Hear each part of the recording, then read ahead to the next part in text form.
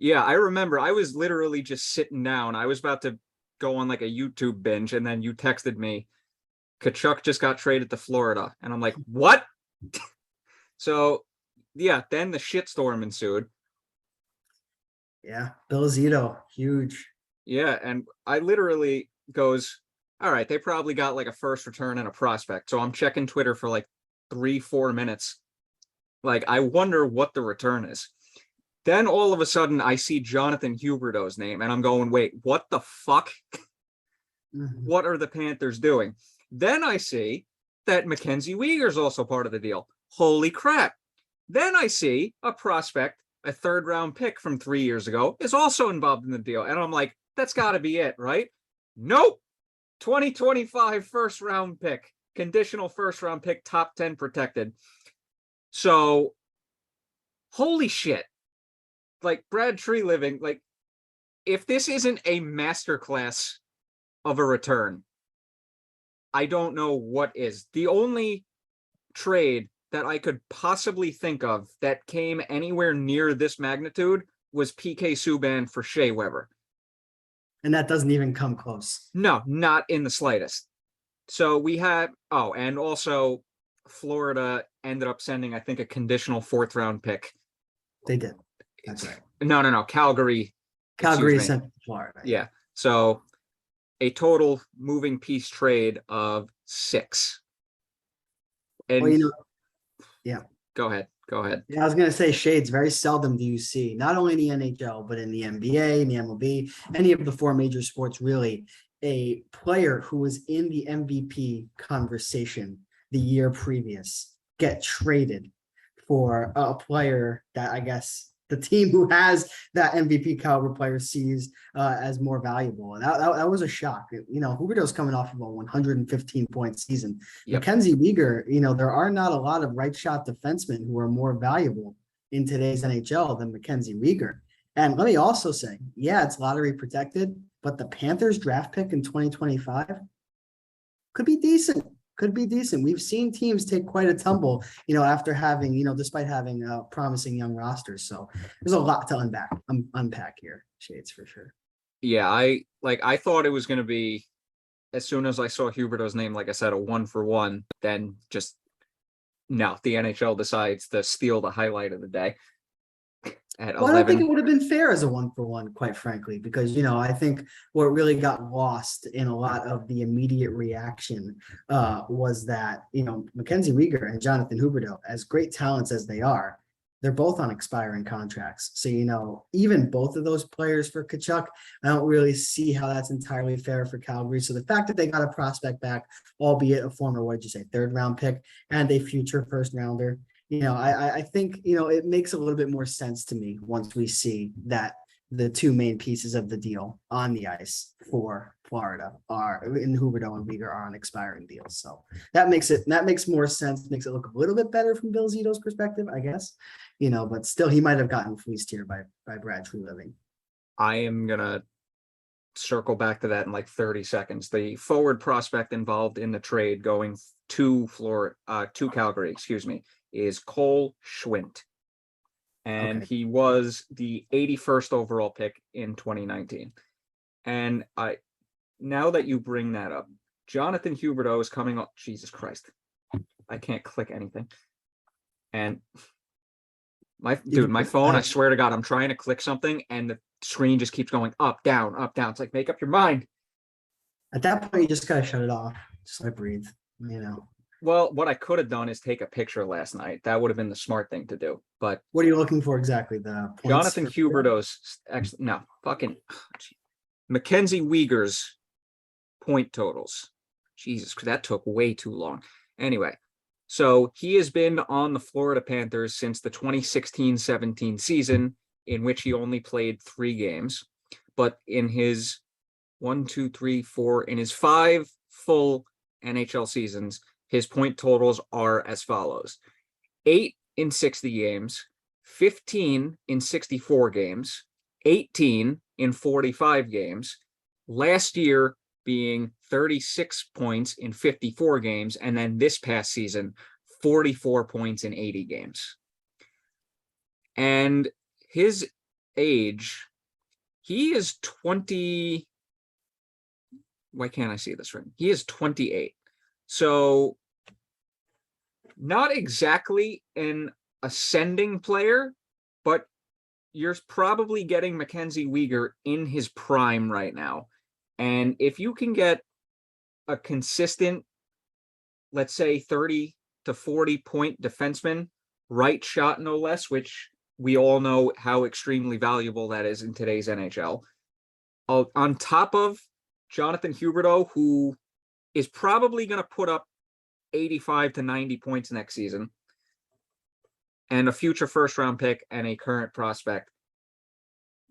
Circling back now to your point, that is one hell of a haul. There is a ton of value there. And the thing that I think a lot, or probably not a lot, but some people are going to miss, they could possibly trade both of those guys at the deadline, depending on what direction they're going to go heading into next offseason. Huberdeau alone is going to get you a massive haul. Huberdeau alone gets you at the deadline, I would say 2 first-round picks and a top prospect. Like, for example, if the Rangers were to call Calgary at the trade deadline, hypothetical situation, Calgary is not in the playoff hunt and Jonathan Huberdeau is available, I think it would cost Kakko. I think it would cost 2 future first-round picks, and I think it would cost a defensive prospect. And you know what? I don't think that that's that much to pay for a player for Jonathan Huberdeau. So, and you could probably get a first-round pick from Mackenzie Weegar too.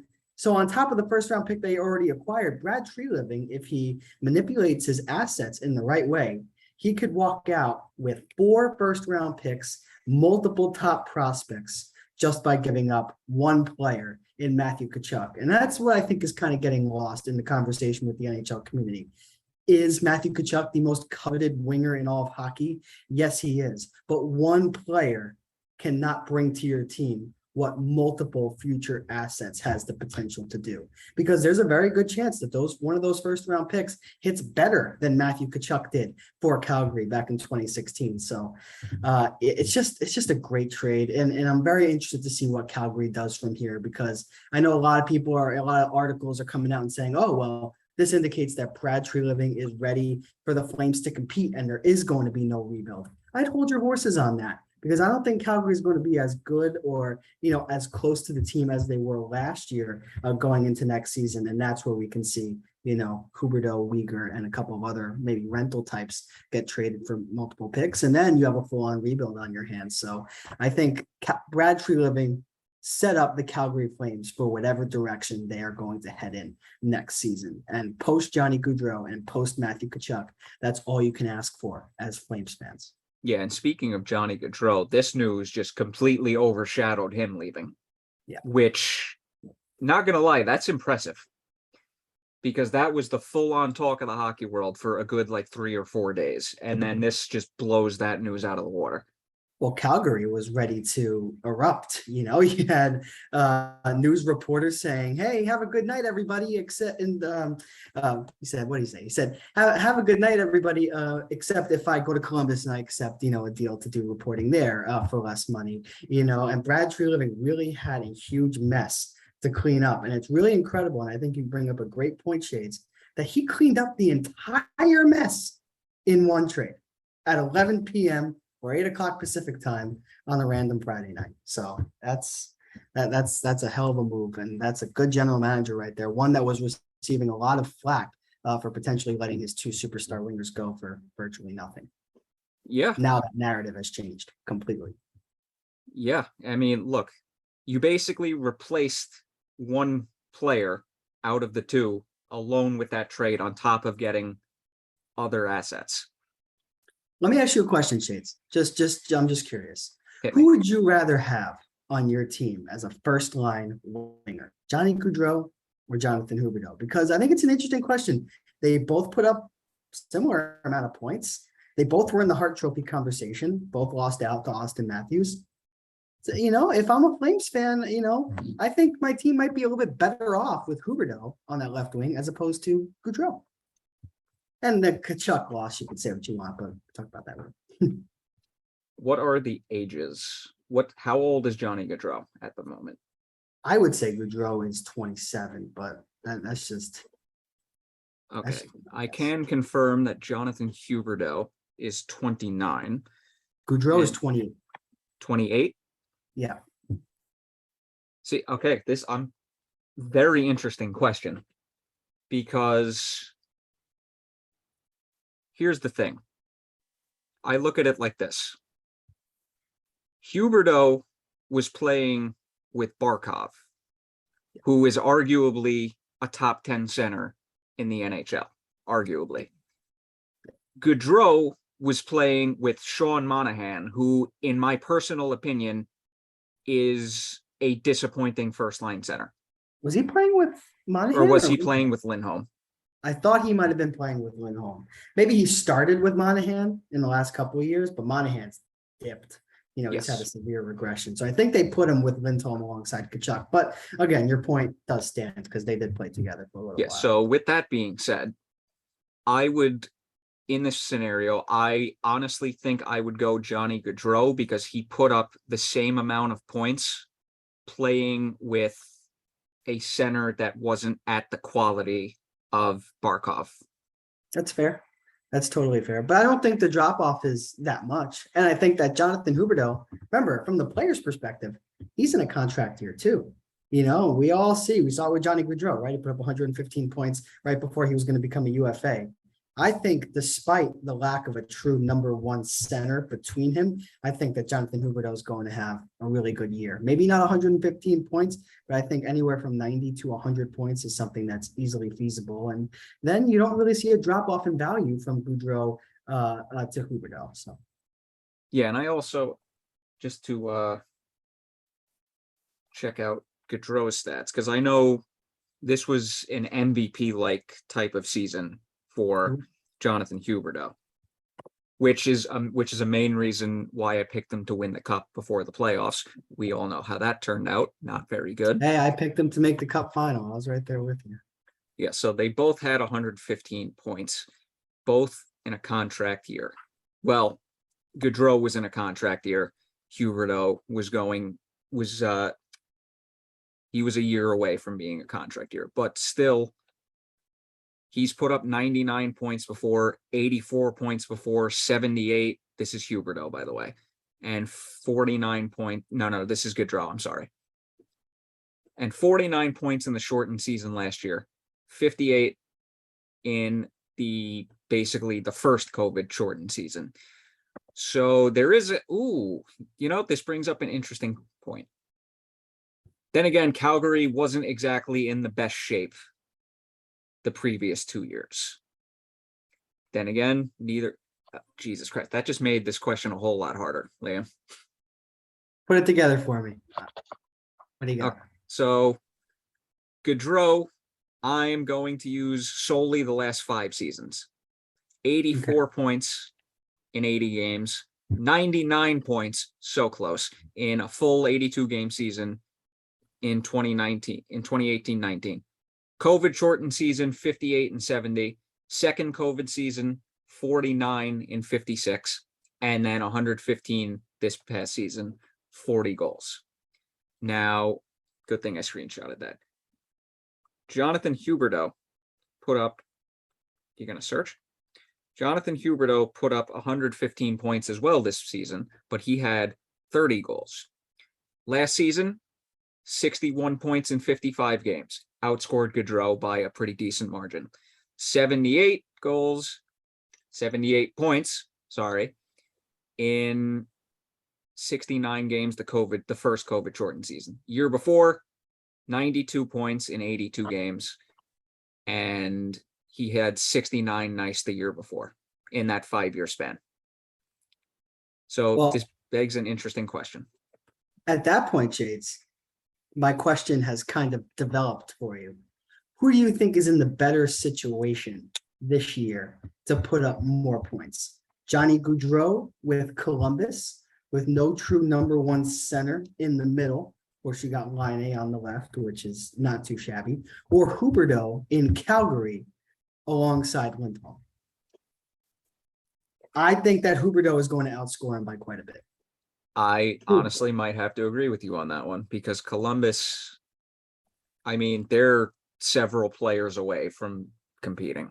And I don't think that's up for discussion in the slightest.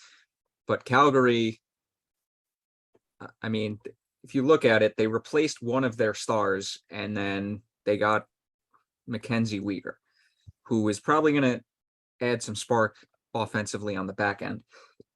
I might have to go Huberdeau on this one. Yeah, I'm going to go Huberdeau as well. And, what the one key thing that stood out to me when you were reading off those statistics, and, tell me if I'm wrong, but I think I'm right here. Jonathan Huberdeau is more of a playmaker.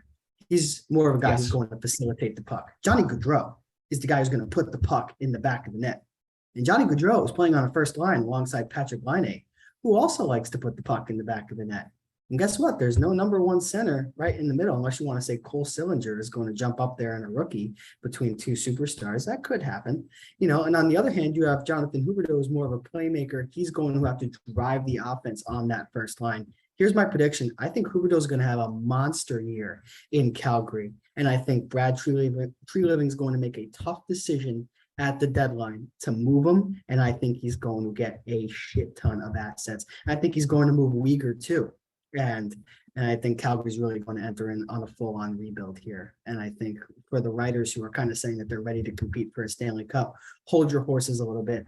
While I think they're going to get better, I don't think that you can make any case that the Calgary Flames are better right now than they were last year when they got swept by the Oilers in round 2.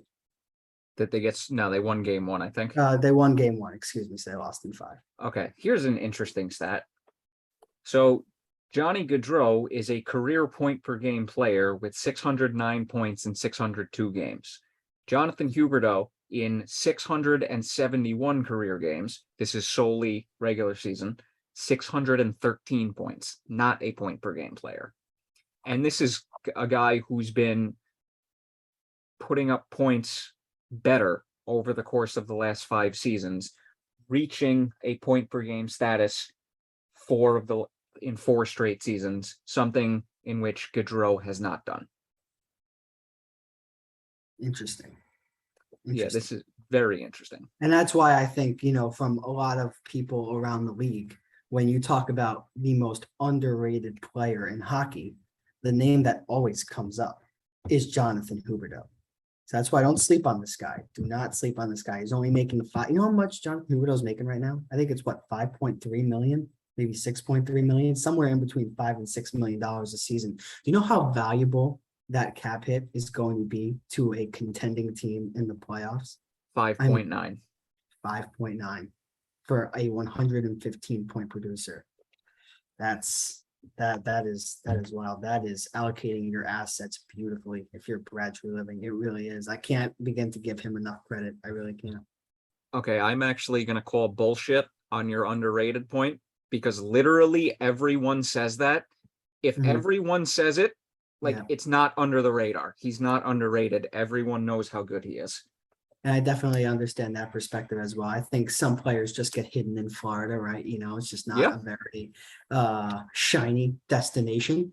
And, and you have other players there like Alexander Barkov, who took a ton of the media attention ever since he was drafted, big bruising centerman with a shit ton of skill, Jonathan. And a very solid two-way center at that.